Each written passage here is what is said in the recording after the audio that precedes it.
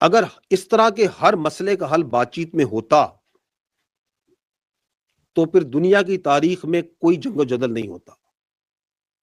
کوئی غزوات اور مہمات نہیں ہوتی۔ ہمیں یہ جاننا چاہیے کہ جو مسلمان ہے اور ہر غیرت مند محب وطن شہری، قربانی دینا اور جان دینا اس کا فخر ہوتا ہے۔ ہم اپنے ایمان پر، اپنے وطن پر اور اپنی آزادی پر کوئی سمجھوتا نہیں کریں گے۔ اور یہ جو آپ نے ذکر کیا، یہ جو تلخ حقیقت اور تجربہ جس سے ہم گزرے،